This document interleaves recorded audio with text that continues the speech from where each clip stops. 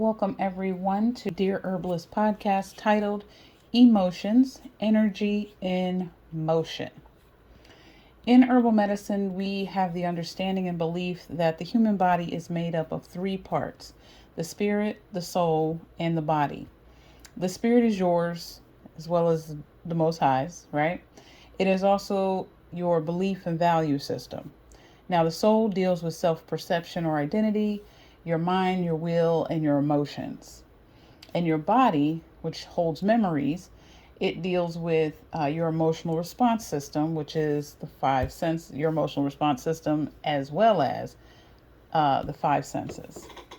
Now, it is said that to be in health is to have your spirit, soul, and body in perfect balance and alignment.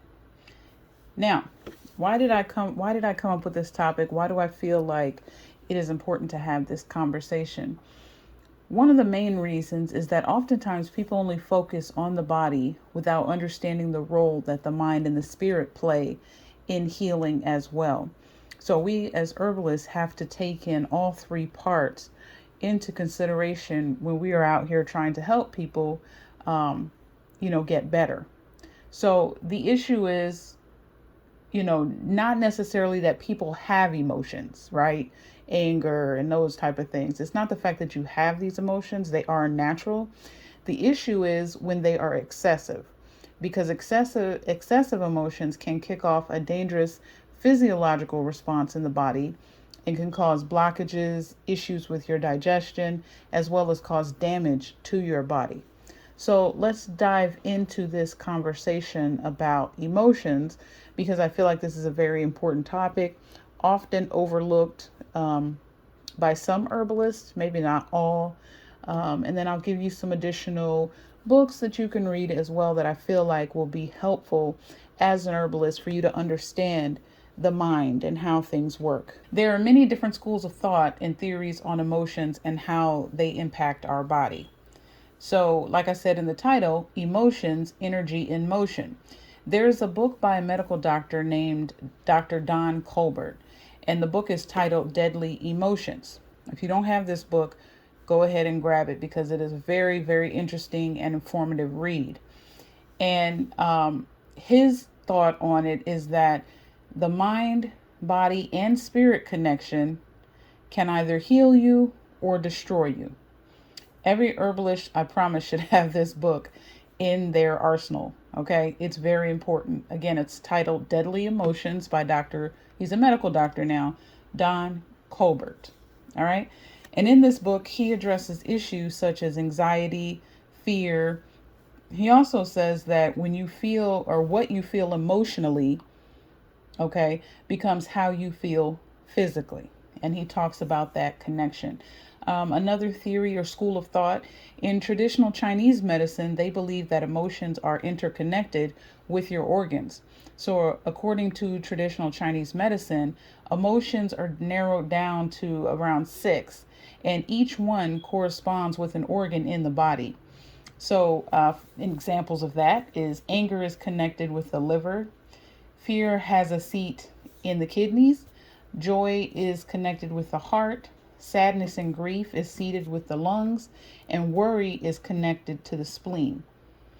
An emotional imbalance in these areas can impact that particular organ. So for example, emotions of excessive worry obviously can activate your stress responses in the body. And if that stress response is activated for too long, they call it your fight or flight response. If it's activated for too long without any resolution, it can cause severe damage to the body. So now some herbalists might say, look, I ain't no social worker or no therapist. And what I would say to that is, oh, really? Then what kind of herbalist are you? Because to only focus on the body and not take in consideration the mental aspects of that person's life and the role it plays on their health, to me personally, is irresponsible. Now, I'm not asking that you step outside of your scope of knowledge, but mental health should always be a part of your studies as an herbalist, and taking the person's mental and emotional health must always be a part of any type of assessment that you have. And I cannot stress that enough. Oftentimes when I talk to people and they're talking to me about their various issues, it will always come up. Some sort of emotional issue or something may come up. Maybe they were dealing with a divorce or death of a child, or just whatever could be troubling in their life. If you don't think that those things can physically impact someone, the stress of those things, the care and worry of those things, if you don't think that that can physically impact somebody's body, I don't know what to tell you, because it does. Okay. So nobody's asking you to go out there and be a therapist and dig all in people's business. But all I'm asking is to take those things into consideration. Because, the mental is a very strong sector of the human body, and it plays a role in a lot of the physical ailments that manifest in the body. All right. And so this is also the reason why I will say that herbal protocols are highly individualized, because, different people's emotions, excessive emotions, affect their bodies differently depending on what the emotion is, how excessive it is, how long you keep that fight or flight switch on. And so that varies in different people. Some people are more tolerant to high levels of stress and emotions than others. So this is the reason why there's no, there should be no such thing anyway of a one size fits all remedy. You just can't do that. It has to be individualized, very specific to that person. And then, of course, you monitor the protocol as time moves on. Now, let's dig a little deeper with emotions. Like I said earlier, emotions are energy in motion. And that's nothing to, hoodoo and all this other kind of stuff. It has nothing to do with any of that, because we are all made up of that. Okay, our body needs energy to be able to run and to move, all of these things. It keeps us alive. And so a lot of people are running around literally just exhausted, mentally, physically, emotionally. And it is wearing on, because it's wearing on their minds, it also is wearing on their bodies. Okay, so emotions are not just passive reactions, but they are active experiences involving bodily changes and mental state. All of this uses up energy. I'm talking right now, I'm using energy. If you're moving, if you're walking, if you're driving, you are using energy.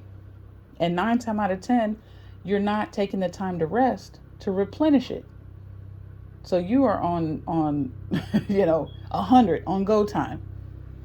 So you're using energy, okay? Especially the energy that your body needs to get well. That's why I always recommend, when people get sick or children get sick, shut it down.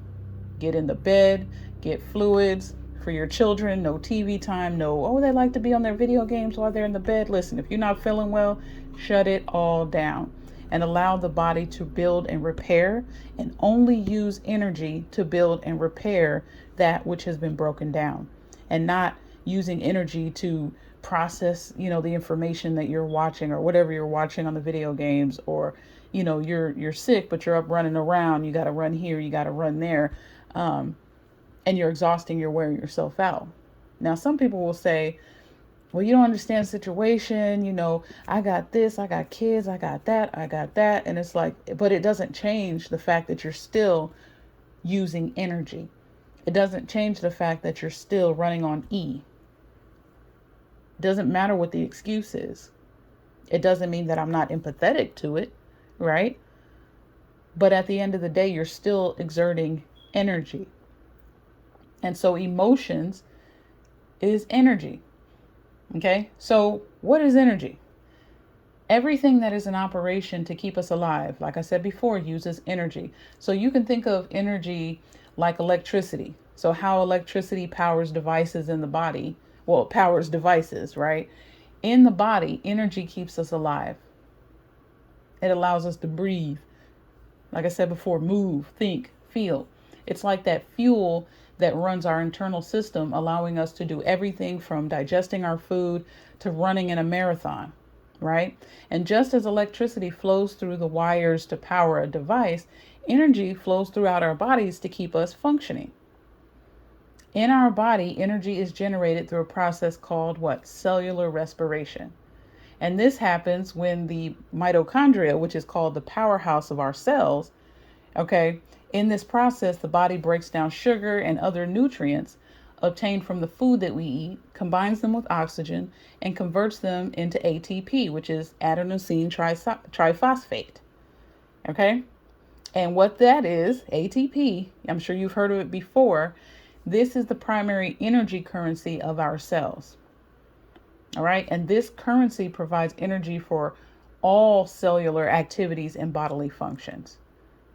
All right? So I'm just giving you a little science behind, energy and how it's processed in the body and how it's used. As an herbalist, it's important that you know that, okay? Because you need to know if your clients are exhausted. You need to know if they're having issues with digestion. Have they digested emotional issues?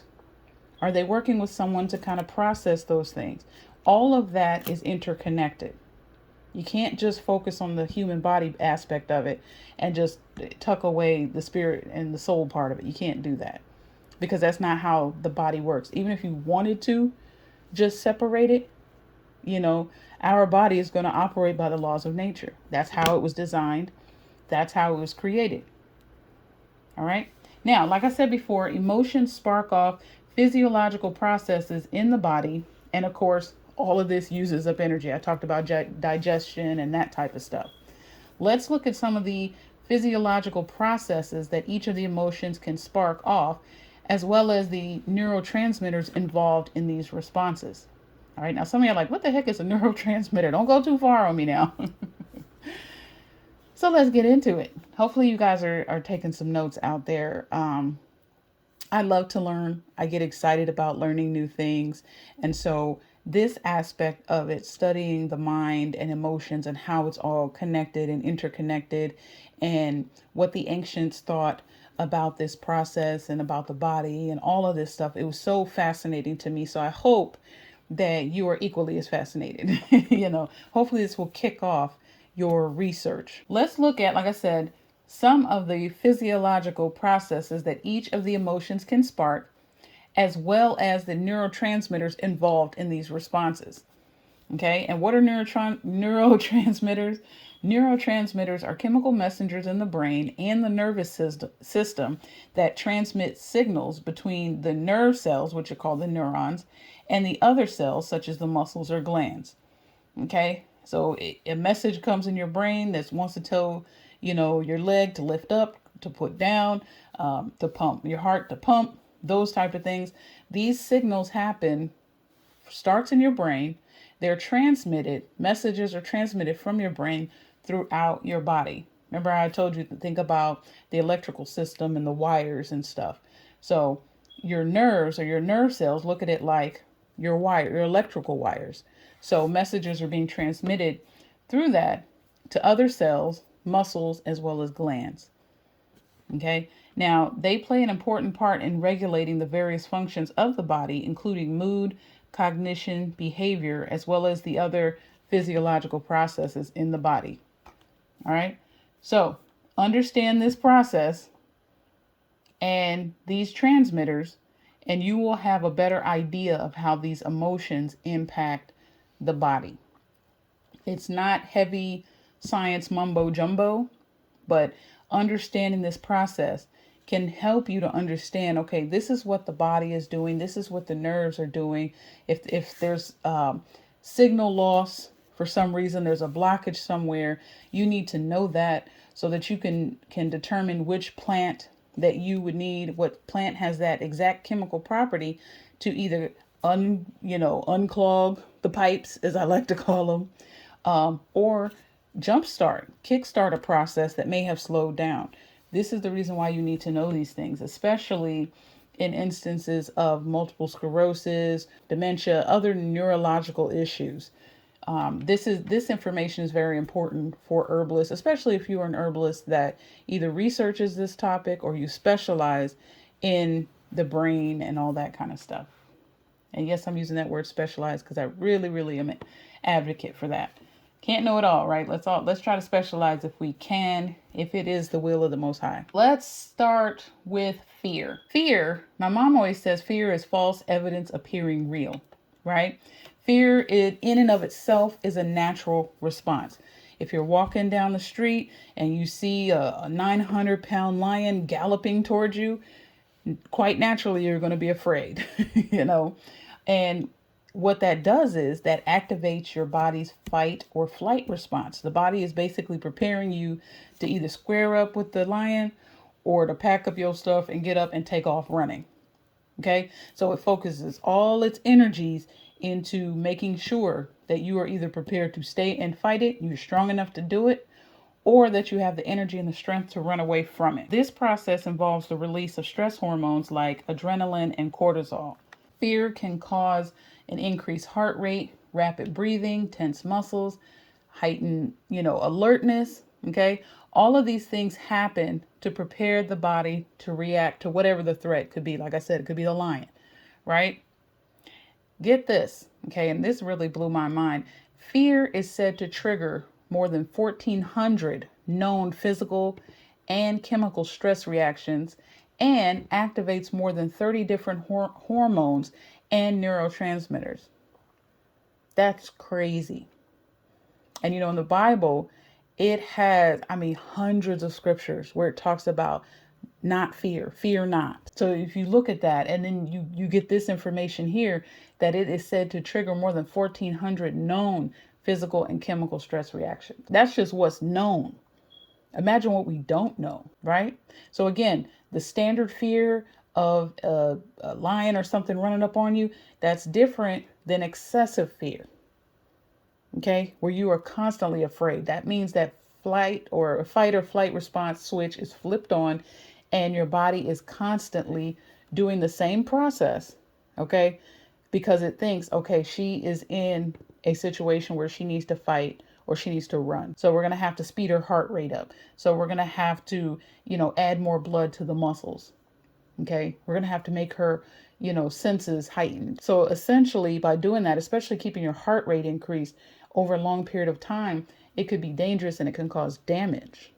So this is the reason why it's like that perception of fear, it has to be addressed and it has to be let go of, because if it's not, the body is going to continue to prepare you for a situation that does not exist. And along the way, you're damaging your body.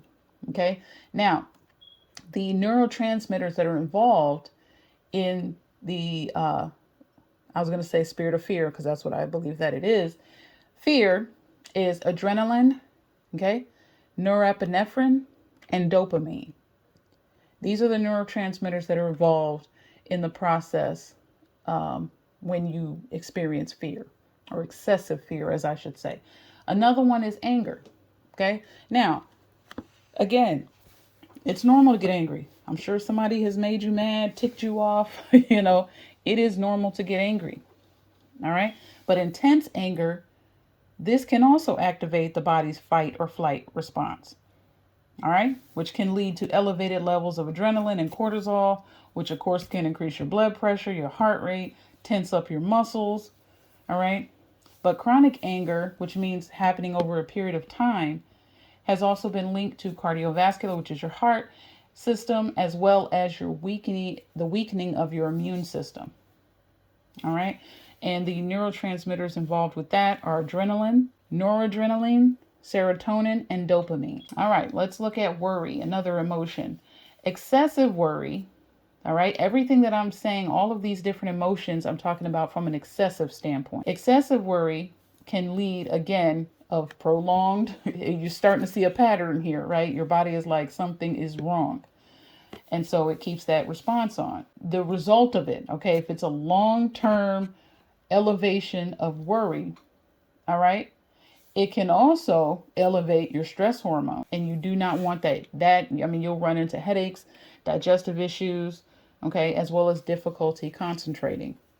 Those are some of the downfalls of excessive worry. Now, the neurotransmitters that are involved with worry are serotonin, and they call it GABA, okay? So that's gamma aminobutyric acid. Next emotion is sadness.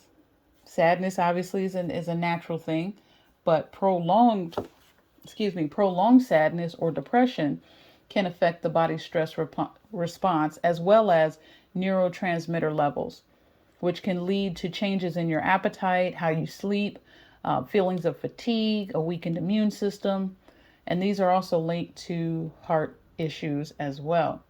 The neurotransmitters involved with that is serotonin, dopamine, okay, and norepinephrine. Next is grief. Now, again, grief is another one that is pretty standard. But excessive grief can trigger the body's stress response, leading to symptoms of fatigue and fear, anger, worry, right? Appetite changes.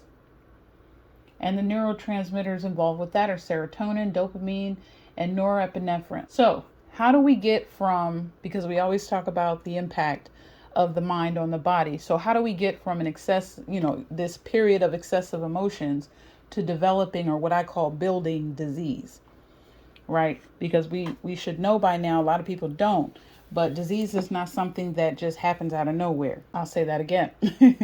Disease is not something that just happens out of nowhere. It's built over time. Okay, through what we're eating, through what we're thinking, through what we're drinking, how our body is able to remove the toxins as fast as we are putting them in our body. So dis-ease or imbalance is at the end of a very long process of building, one brick at a time, one bad habit at a time. So how do we go from excessive emotions to developing and building disease? Excessive emotions can negatively impact physical health by affecting various bodily systems. This includes the immune system, the cardiovascular, and nervous systems. Prolonged stress can lead to inflammation, weakened immune response, and elevated blood pressure, as well as hormonal imbalances. All of these, contribute to the development or exacerbation of diseases such as heart disease, diabetes, autoimmune disorders, and mental health conditions like anxiety or depression. So again, it's like just taking a brick with each emotion, each, bit of damage that occurs with the body. Over time, your body gets into a point where it's out of balance. And as a result of it being out of balance, right, then you have dis-ease, which is a lack of ease, or disorder, which is when things get out of order. So what can you do? As an herbalist, take into consideration the emotions of your clients. It's going to happen anyway. If you feel called to this field for whatever reason, that component is going to be there, where you have to be compassionate or empathetic towards your clients and understanding all aspects of their situation. So you can't let that suppressed anger or rage go. That has to be dealt with. It has to be a part of any protocol. Now, am I saying that you got to get down and dirty with folks and step outside your scope of practice? No. But a lot of times, especially what I find when I have a lot of people talking to me, it takes nothing to be a decent human being. It takes nothing to have a listening ear. It takes nothing to have a discerning spirit, so that you can tell what is at the heart of the matter here. These things are free. They cost you nothing. And so these are the characteristics that every herbalist should have, especially if you are a clinical herbalist. That discernment is going to be key, because you are going to have, especially if you have that type of spirit, you are going to have people that are going to come to you out of the woodworks and tell you all their business. And then at the end, be like, I don't know why I told you that. I don't know what made me say that to you. Or every time I talk to you, I just tell you all my business and I don't even know why. So rather than thinking, well, I don't know why either, child, because I didn't want to hear that. You listen. And as an herbalist, you have to listen for what they're telling you, listen for what they're not telling you, being able to decipher those things. Because at the end of the day, you want to make sure that you are giving this person the best possible advice. And in order to do that, you have to have the most amount of information that you can. So if you have someone that deals with anxiety, understand that it's not just a chemical process or an imbalance in the body. It's mental. That fear of being around other people, or the sense of anxiousness or uneasiness or unsettling, right? It's there. And so sure, anything that deals with nerve issues or whatever, you can give people plants and things like that to kind of help settle the nerves. But if you don't deal with the root issue of where that anxiety is coming from, then you're going to run into some trouble. So again, I'm not saying that you have to go out there and be, a psychologist, but you have to care. You have to think. You have to listen. And with some people, with the mental health issues, things they're tipping the scales. And we as herbalists, we have to be able to respond, because I don't know if you guys notice, but there's a lot of people out here in the world. They have the imposter syndrome, And when I mean that is, they have a very good way of veiling the fact that they are crumbling inside, the fact that their marriages are failing, or the fact that they are just swamped in bills, and they're trying to make ends meet, and they may have a wayward child or whatever, but they are swamped. They are overextended. They're just done. And there's a lot of people walking around like that. They can be in your office with you. They can be walking next to you in the grocery store. They could be sitting with you, at a park bench somewhere and just start chatting. There are a lot of people out here that are just not okay, but they can't show that side to everyone, because that means that they're not strong, right? That means that their house of cards that they created would tumble down, just having that little level of vulnerability. So yes, as herbalists, when you have somebody come talking to you about stuff, a lot of times I have people talking to me about anxiety, sleep deprivation, brokenheartedness, divorce, anger. And because my background is in social work, of course, I have that eye to be able to look at the system or the stressors around a person's life that causes the things that manifest in their life. That is a skill. So I implore you to please take these things into consideration. Think about your clients, think about yourself, think about your family members and those around you, and how their emotional health impacts their physical health. Learn about it, read about it. It is a very interesting read. It will bless your life. All right, if you like what you've heard, please stay tuned for more informative podcasts. You can hear this and future podcasts on Spotify and YouTube every Tuesday and Thursday at 9 p.m. Central Standard Time. Also, follow me on all social media sites at The Demystified Herbalist. And if you're looking for some herbal products to help you address your health needs, head on over to my website at thedemystifiedherbalist.square.site. And until next time, family, I'm out.